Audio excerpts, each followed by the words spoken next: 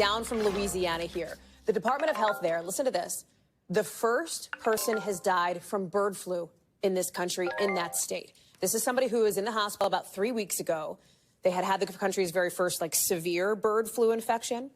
The question then comes up, okay, given that this happened, what is the risk for everybody else? The Louisiana Health Department says it's generally a fairly low risk unless you work with birds, poultry, or cows, or have exposure to them, maybe recreationally, you're at a farm a lot, whatever the case may be.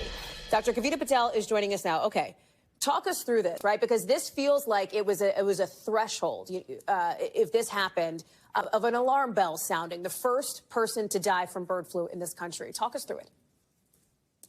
Yeah, Hallie, 65-year-old with underlying medical conditions, and their hospitalization was first reported over 3 weeks ago. And we know that this was from exposure from backyard animals and some wild animal exposure. So this wasn't a farm or poultry worker. And it signals a shift in the development of this virus in that it's getting more adaptable, but still, to emphasize, very low risk because we still have no cases of human to human transmission. That's kind of the next thing that scientists are watching for, but no evidence of that in this case. What about everybody else, right? The general public. If you don't have, let's say, backyard animals, if you're not working closely with poultry in your day-to-day life, fairly low risk, right? Are there things people should be doing to protect themselves? And what are the chances that this potentially, Dr. Patel, becomes a pandemic down the road? Do we know? Yeah, that's what we're all watching for, kind of whether or not the human-to-human transmission piece is what we're looking for to make it easier to give to others.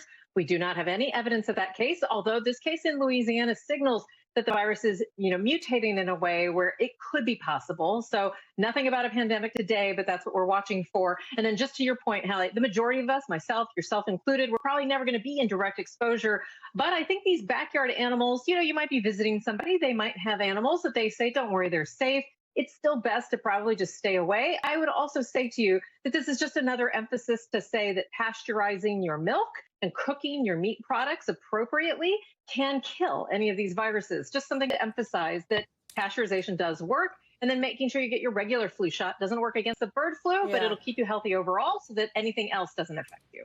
Really quickly, Dr. Patel, one of the things that we showed people they can do is to get their flu shot, their seasonal flu shot. Does the regular flu shot protect against bird flu? Not against bird flu. It does not protect against bird flu, but it does make sure that you don't have other issues. The flu is going around. So if you have the regular flu and then you get exposed to bird flu, that can add up to some of these chronic conditions that can make things worse.